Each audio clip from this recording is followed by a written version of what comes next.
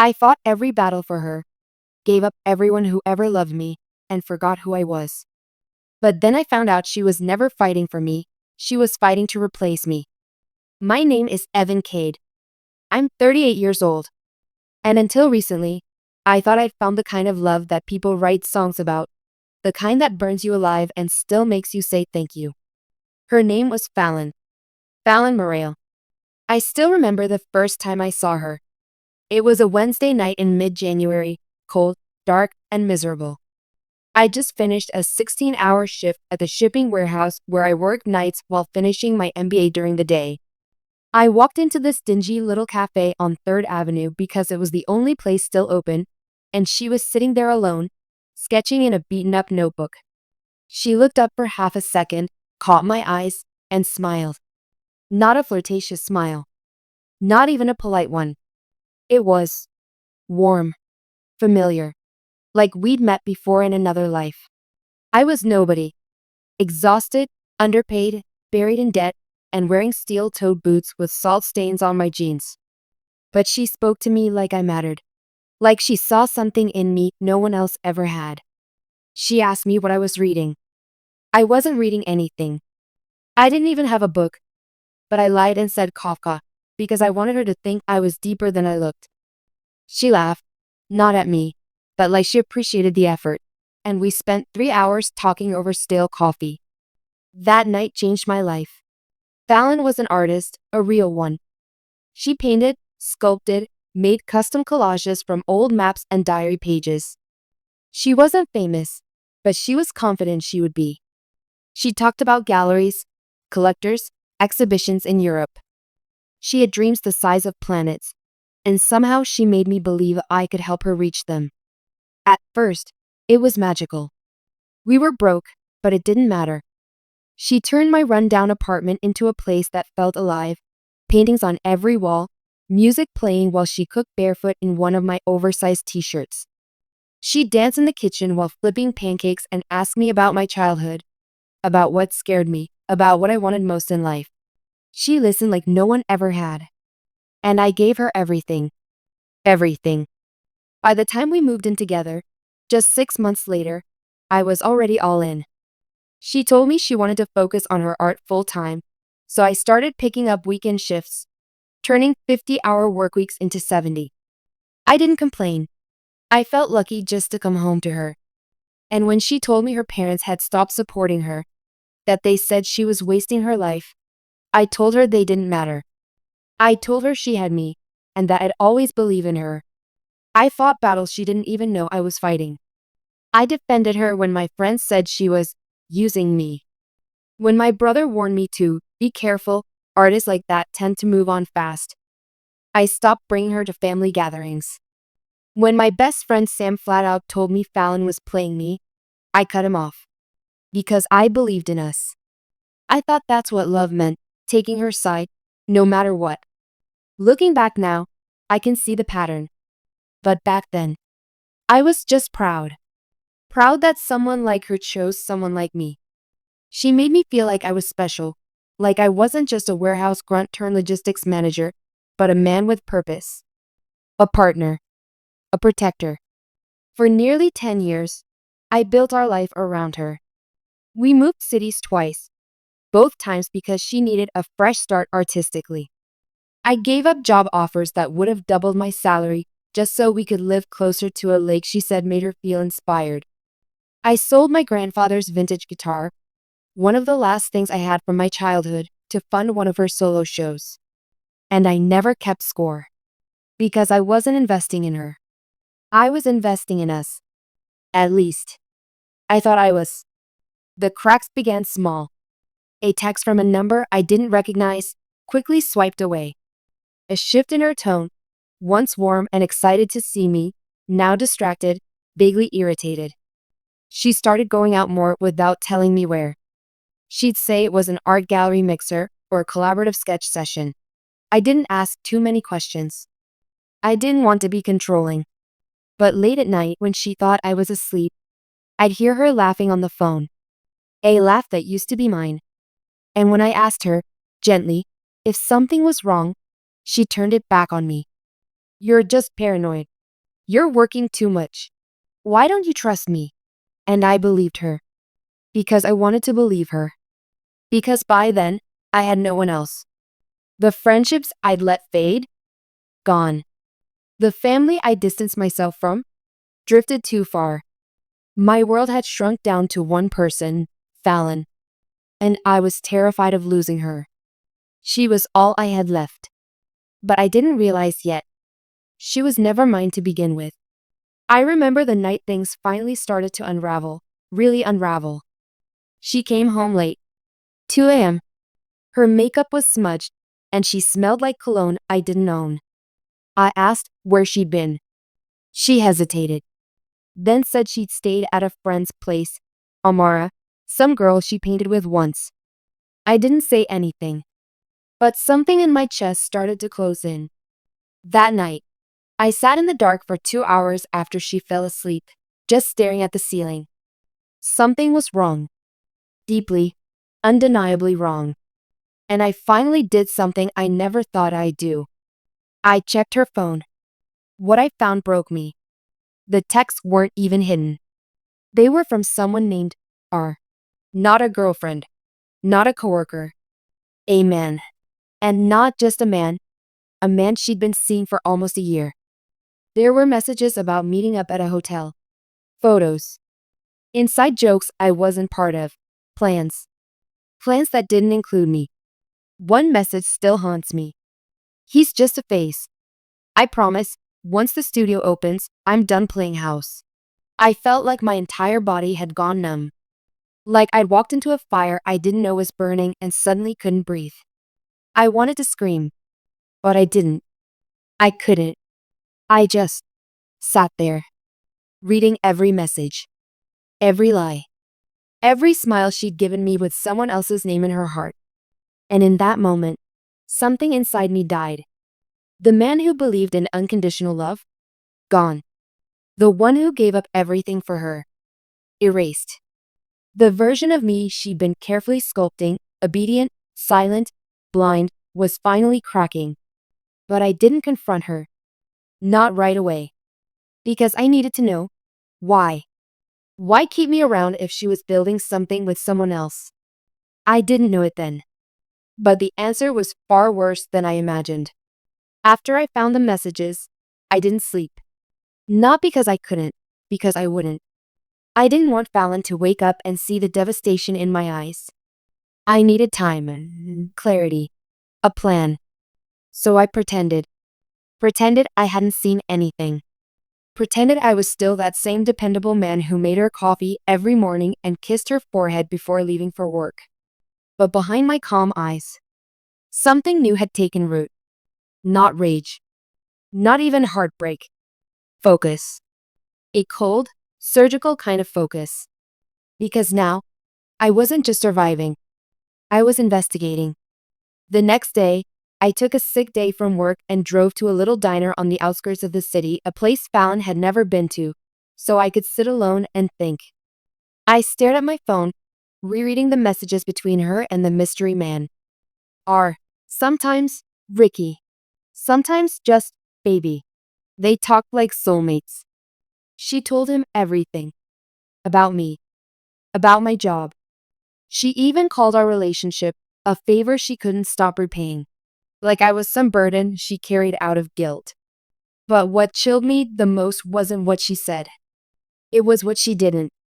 There wasn't a single message where she said she'd feel bad for leaving me. Not one hint of hesitation.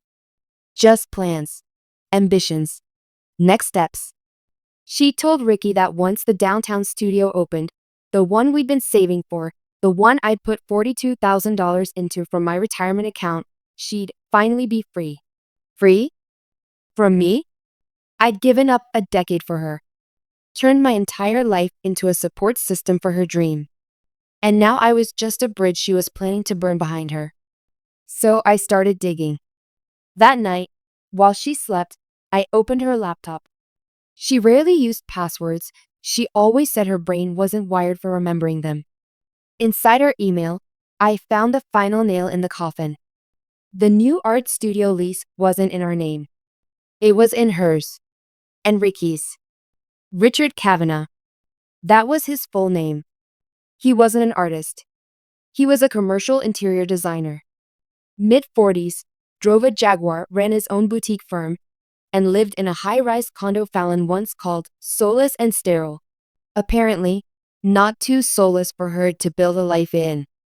The lease was clear, a two-person partnership, 50 by 50 split. Their studio was launching in 6 weeks.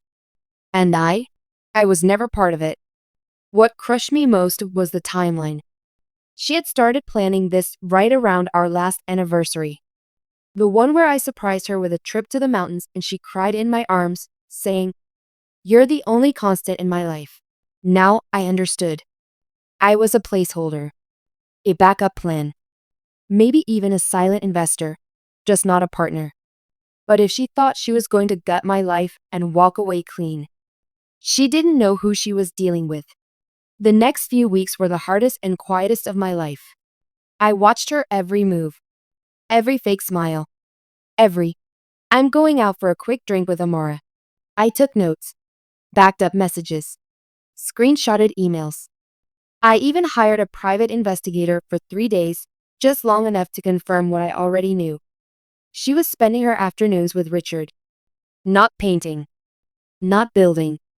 Not dreaming. Scheming.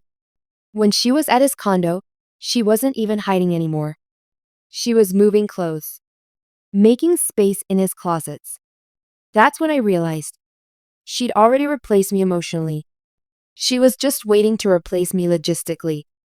And I was done being her safety net. But I didn't lash out. Didn't scream. Didn't even cry. I prepared. I started moving money. Quietly. Strategically. We weren't married. Fallon never believed in legal constructs, she said. But my name was on every utility bill, lease, and the studio's financial account. Why? Because I'd funded everything. I started withdrawing half of the joint savings little by little. Just small amounts. Round numbers. Unnoticeable to the untrained eye. I shifted it into a private online account she didn't know existed. Then I contacted the landlord of the studio, using a lawyer friend of mine who owed me a favor. Turns out, Fallon and Richard hadn't paid the second deposit installment yet. And the first? It came from my account. Which meant I still had leverage. So I used it. 3 weeks before the grand opening of her beloved art studio, I made my first move. Fallon came home to a chilled bottle of wine on the counter and her favorite curry simmering on the stove. I asked her how her day was, smiled while she told half-lies, and said, "I've got some news." She looked up. Suspicious. Wary. I told her I'd been offered a regional position, a huge promotion in another state. One that came with relocation, a salary bump, and even a housing stipend. I said I was going to take it. That I'd be leaving in a month. She blinked. Then forced a smile. "That's amazing," she said. "I mean, wow. So proud of you." But I saw the panic in her eyes. She was calculating. Trying to figure out what this meant for her finances. For the studio. For her cover story. Then I dropped the second bomb. "I've already transferred my half of the savings into a separate account. I figured since I'll be gone, you can take over the local stuff more easily." She stiffened. And in that moment, I saw something flicker across her face. Loss.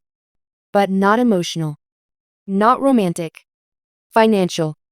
She was finally realizing that I wasn't going to be her cushion anymore. Her investor was leaving. She said she needed air. Stepped outside. Called someone. I assume Ricky. I watched through the window. Her shoulders were hunched. Her voice raised. Her dream was cracking. But I wasn't done yet.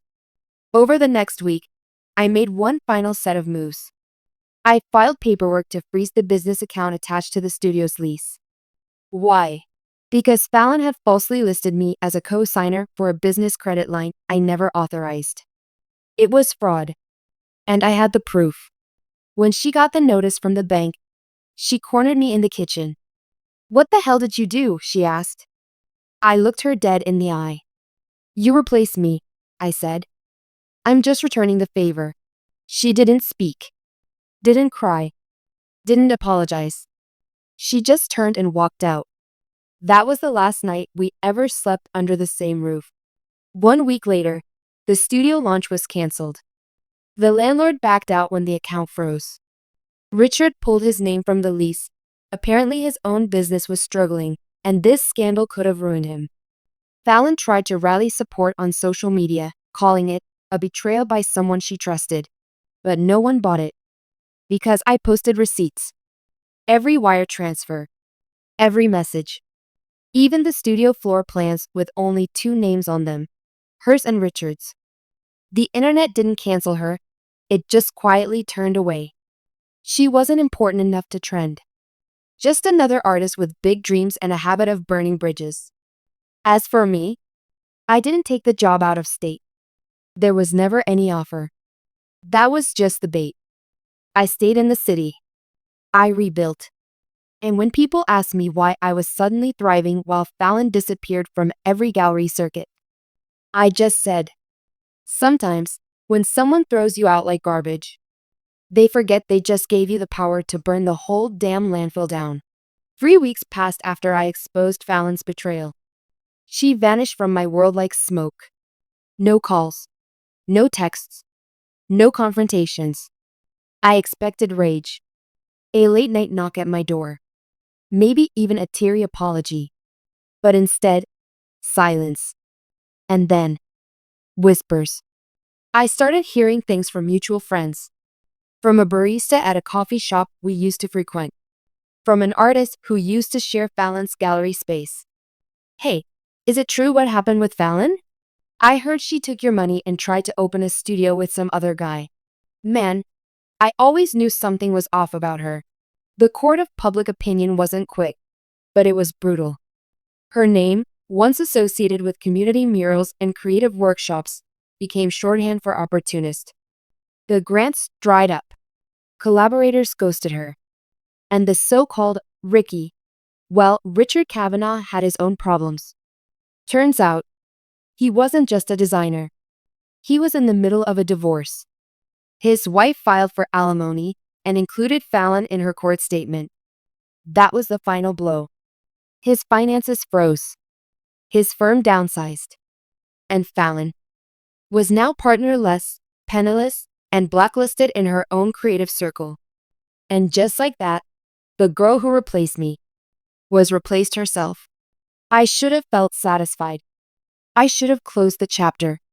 But Fallon wasn't done with me. She reappeared one evening. I was leaving my office late, and there she was, sitting on the hood of my car like a ghost from a life I no longer claimed. She looked different. Paler. Thinner. But her eyes still had that flicker. The same flicker I used to mistake for passion, but now I knew was calculation. Hey, she said quietly. I unlocked my car without acknowledging her. I just want to talk. I looked at her. Flat. Cold. About what?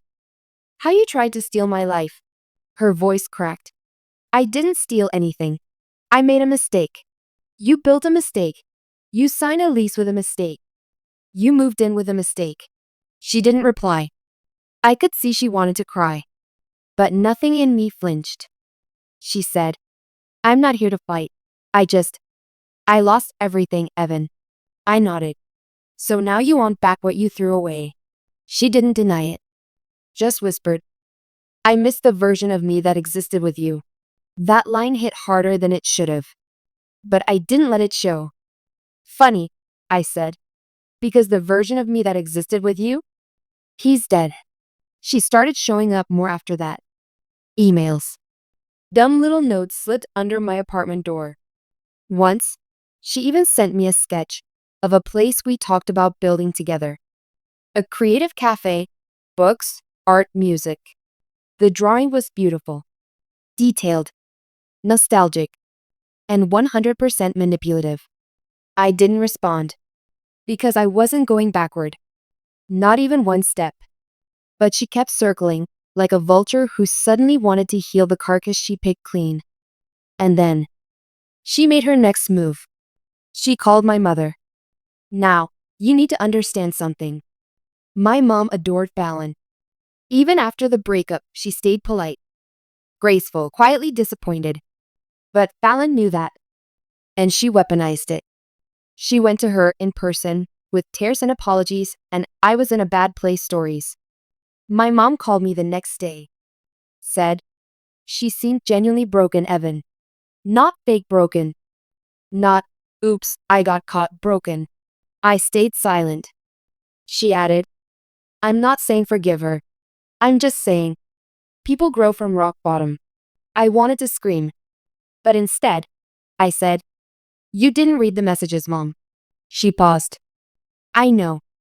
I just remember the girl who used to fall asleep on our couch after helping me make dinner. That girl never existed, I replied. She just played the role. And just like that, Fallon's campaign through my family ended. Because I sent my mom the screenshots too. It was another month before I saw her again, this time at a public art fundraiser. She was standing by the bar, alone, wearing the same navy coat she wore on our 3rd anniversary. I wasn't supposed to be there. I had RSVP'd, no. But I guess word spread that I might attend, because as soon as I walked in, I could feel eyes shift. And Fallon spotted me. She made her way over, wine glass in hand, smiles soft, shoulders tilted just slightly like she used to when she wanted something. You look good, she said. Better, I corrected. We talked. Briefly. Small talk. Useless. She complimented my success, asked if I was seeing anyone I was, casually, and said she'd been focusing inward. I told her that's a good place to start. Then walked away. But that night, as I drove home, I realized something strange. I wasn't angry anymore. I wasn't bitter. I wasn't even haunted. She was no longer the ghost. I was. The version of me she used to know, the fixer, the enabler, the giver, he was gone. And what remained was someone she could never manipulate again. She tried once more, 6 months later. She sent a long email. An open, honest, heartfelt confession, or so it seemed. She admitted everything. Said she was selfish. Said she saw the error in trying to climb while stepping on the only solid foundation she'd ever had. But here's the part that got me. I didn't fall in love with Richard, she wrote. I fell in love with the idea of not needing anyone. And there it was. The truth behind the lie. Fallon didn't betray me to be with someone else. She betrayed me because she thought she could build something better alone, after using me to finance the blueprint. I didn't reply to the email. I just archived it. Because her story had ended. And mine? Mine was just beginning. I opened my own studio 6 months after the fallout. Small. Quiet. Focused on independent creators and first-time artists. It was everything Fallon said she wanted, just without the ego, without the schemes, and without the betrayal. We hosted workshops, funded scholarship pieces, created real community. People noticed. And suddenly, I was the name on the flyers. Not hers. And when someone asked me during an interview, what advice would you give someone who's been burned by someone they trusted? I answered without hesitation. Don't try to rebuild the old version of yourself. Make them regret underestimating the new one. Fallon didn't disappear entirely after that last email. She still hovered. Not in my life directly, but in orbit. Her name came up in conversations from time to time. She joined some nonprofit, was working with youth art programs. It was all very humble, very rebranded. But even humility, for Fallon, was a performance. A friend once said to me, she talks about you like some ghost mentor. Like she didn't try to ruin you. I just smiled. Ghosts don't mentor. They haunt. And the truth was, her story did haunt people. Not me. Not anymore. But everyone else? They watched her now with narrowed eyes. Because Fallon had burned too many bridges, and now she was begging for matches. One afternoon, nearly a year after everything had unraveled, I got an email from a name I hadn't heard in a while. Richard Kavanaugh. Subject line, request for coffee, no agenda. I almost deleted it, but something made me open it. Inside, he wrote, Evan, I know I'm the last person you want to hear from, but I've learned more from this disaster than I ever learned in design school or business meetings. I owe you an apology. Not to clear my name, that ship sailed, but because I should have known better. If you're ever open to it, coffee's on me. No pitch. No plea. Just accountability. I didn't reply, but I forwarded it to Fallon. No words. No subject. Just the message thread. She didn't respond, but I heard from someone later that she stopped working with Richard the week after that. I never asked why. Didn't need to. Because now, the silence was the message. I thought that might be the end. But Fallon still had one more play left in her, one last desperate attempt to climb her way back into relevance. It started small. She proposed a collaborative art festival to our city's cultural board. The theme? Forgiveness through creation. And guess whose name she tried to include as a featured advisor? Mine. She never asked. She just assumed the new, mature Evan would say yes. But the board called me to confirm, and that's when I knew. She hadn't changed. She just rebranded the manipulation. I declined politely, then made a single phone call to the event's corporate sponsor, someone I'd worked with for the past year, someone who trusted me. The next day, her funding disappeared. Her proposal was pulled. And Fallon? Well, she posted a long, vague rant on social media about jealousy in the arts and men who punish growth. But I didn't respond. I didn't even watch. Because I was busy preparing for my event, scheduled for the same weekend, on the same street. My event, Create Forward, was everything Fallon's idea pretended to be. Young artists. Pop-up installations. Real grants. No drama. And when my panel began, featuring voices from underserved communities, not washed-out gallery darlings, the line wrapped around the block. People came because they believed in what we were building, not because they were chasing someone else's spotlight. At one point, I caught a glimpse of Fallon. She was across the street, standing alone, wearing sunglasses, trying not to be seen, but desperately hoping she was. And for one moment, I felt something unexpected. Not pity, not anger, not even victory. Just distance. As if she belonged to another lifetime, another planet. And I realized, that's what real healing feels like. Not revenge. Not the upper hand. Just detachment. 2 weeks later, I got a letter in the mail. Handwritten. No return address. But I recognized the slant of her handwriting instantly. I almost threw it out. But curiosity won. Inside was a single page. Evan, I wanted to hate you. For the silence. For the success. For the way you made it all look easy without me. But I've come to realize you didn't ruin me. I did. I thought power came from independence. But real power? It comes from integrity. And that's something I borrowed from you, but never truly earned. I hope you keep creating. No return address. No phone number.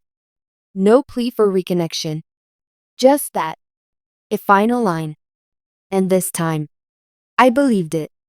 Because when someone really lets go, they don't ask for a rope back. They just watch you walk away. But let me be honest with you. This wasn't just a story about Fallon, or betrayal, or even revenge. This was about something deeper. About what happens when we confuse potential with character. Because Fallon had potential. She had charm. She had vision. But none of that matters when you use people like tools. When you climb on backs instead of shoulders. And I was done being her ladder. Today, I don't look over my shoulder anymore. My studio's grown. We've expanded into mentorship, residencies, even virtual exhibitions. I travel. I teach. I live. And the woman who once said I was too stable to be inspiring She's now a cautionary tale, whispered between interns and whispered in gallery green rooms. She once wanted to be unforgettable. Now, she is. But not for the reasons she hoped. You know what they never tell you about betrayal? It doesn't just break your heart, it fractures your memory. You start questioning everything that came before it. The laughs.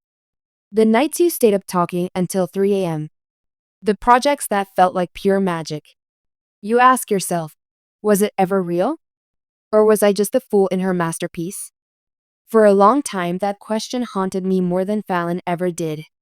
But I've made peace with the answer. Because the truth is, even if her love was fake, mine wasn't. Even if her loyalty was a costume, mine was real and honest and full. I gave her everything I had, not because she deserved it, but because that's who I am. And I'll never be ashamed of that again. I used to think revenge meant destroying the person who wronged you. But now I know. Real revenge is living the life they said you never could. It's building a world where they no longer matter. Where their name is just a footnote in your origin story, not the headline. Fallon wanted to be the fire that burned my career to ash. Instead, she became the spark that lit my next chapter. Last summer, I gave a talk at a major creative symposium. Theme: What We Leave Behind. It was streamed live, thousands watching across the country. Near the end of my talk, I paused, looked straight into the lens, and I said, people will try to build their legacy with your talent, your time, your soul. But what they don't understand is that you are not raw material. You are not scaffolding for someone else's throne. And if they tear you down, good. That means you get to rebuild. Stronger, cleaner, wiser. You get to start over, not from scratch, but from experience. The applause was quiet at first. Then it roared. Not for me, but for every person who had ever been used and thrown aside and still got back up. Afterward, a young artist approached me, nervous, maybe 22. She said, I just left a partnership that sounds exactly like yours. Everyone told me I was crazy. I smiled, took her hand. Crazy people don't survive firestorms, I said. You did, that makes you dangerous. She laughed, but her eyes welled up. And that's when it hit me, the full circle moment I never saw coming. Fallon had tried to use me to build her empire. But instead, her betrayal built mine. Not in dollars, not in accolades, but in impact, in truth, in the quiet strength that only comes from standing alone and realizing you're enough. Sometimes I wonder where she is now. Not often, but sometimes. I imagine her scrolling through feeds, seeing my work pop up on someone's story or in a blog she didn't expect. Maybe she feels something. Maybe not. Maybe she's moved on. Maybe she's still trying to rewrite history. But here's what I know for sure. She can't touch me anymore. Not because I'm untouchable, but because I've outgrown her reach. I'm not who I was when I met Fallon. I'm not the eager collaborator, the idealist, the guy willing to dim his light so someone else could shine brighter. Now, I am the architect of my own damn light. And no one dims that again. So if you're out there, hurting, confused, betrayed, if you've just discovered the person you trusted most was only ever using you, let me tell you something. You are not broken. You are not naive. You are not stupid for loving fully. You are brave. You are rare. And you have no idea how powerful you're about to become. Because after the fall comes the rise.